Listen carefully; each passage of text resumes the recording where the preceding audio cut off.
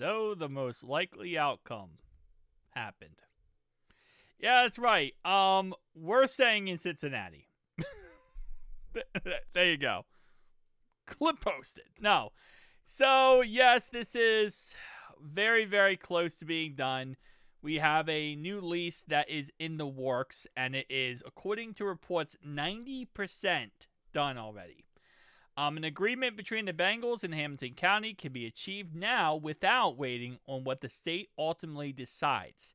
And based on what we also understand from the state, they don't want to give any money to the Bengals. They want to give money to the Brownies, but not the Bengals. So I don't think we're going to get any money from the state. So this actually works out pretty dang well to get it done and over with. Now, I believe that this is going to be a 10-year lease agreement.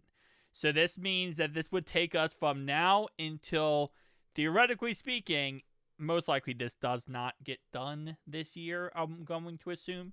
So next year is when our lease is technically up. So I'm going to assume that this gets pushed as far back as possible until like early next year, which would then make this lease start probably in January of 2026 and go all the way until 2036. So we would be staying in Cincinnati for another 10 years guaranteed. And now, of course, in the end, after that, anything is possible. But at least for the next 10 years, we don't have to worry about losing our team, right? So it's that little bit of niceness that we don't have to worry about. Now, I know some people are going to be like, oh, this is awful. Because they want the Bengals to sell the team. They want Mike Brown to sell the team to get a new owner to hopefully fix a lot of the problems we have. Obviously, ownership-wise is not the greatest when it comes to some decisions being made, but at the end of the day, it's not going to happen, okay? I'm going to tell you right now, Bengals are not going to sell the team. Mike Brown's not selling the team. Katie Blackburn's not selling the team. They're going to continue to keep the Bengals in their family as far in the future as they can, okay? At the end of the day, and I think it's very obvious, Mike Brown cares more about just keeping the team and being able to say that his family owns an NFL team more than he cares about anything else. Well, other than money. Money and having the power to say he owns an NFL team. That is Mike Brown's, whole stick pretty much. So there's no way he's going to sell the team. No way he's going to get rid of it. And if he's not going to, this is the next best, thing. Well, at least we're keeping the team and we're staying in Cincinnati. Now, again, if the state's not going to give us money, then this means that money has to come from somewhere. Taxpayers. Yup. Gonna be one of those situations where taxpayers are going to be on the hook for this. Haring said the Bengals are prepared to fund $120 million of the $830 million renovation cost, which means taxpayers would be on the hold for $710 million.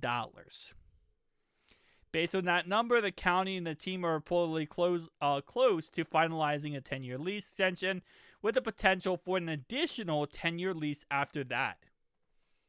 Okay, so that's actually 20 years. So it's 10 years right now, but then they could also work on it for 10 years in the future after that, which again would be a lot of taxpayers' money. So, yeah, this is going to be interesting. State funding could come into play, but with the hard deadline out of the end of June looming, it is nice to hear the two sides are working together and keeping the Bengals in Cincinnati for the long haul. So, if everything works out, then we're pretty much going to be in Cincinnati until 2046, which is insane to say out loud because so far, and again, if you watch the channel, you already know, so far over the last period of time, this has been like, it's not going to happen. Like, the lease isn't going to happen because the Bengals refused to give up any money. The Bengals didn't want to pay any of this. They wanted taxpayers to pay for all this. They wanted the county to pay for it. They didn't want to. Obviously, then they go to the state trying to get Ohio to pay for it. It's like a sigh of relief in my brain because, again, so far this offseason, Everything except for two things is getting solidified. This and the whole leasing crap, done. About to be done. Trey and Shamar Stewart, not done with.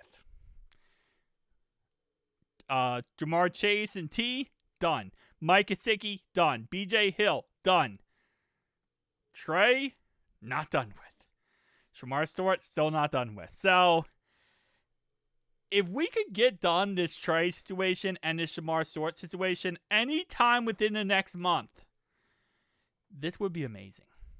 In all honesty. Absolutely amazing. This would be the best offseason ever.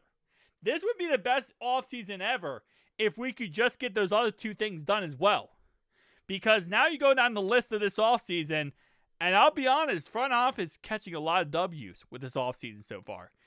Except for a lot of people don't like the draft, and a lot of people are upset, I don't know, maybe about Trey Hendrickson.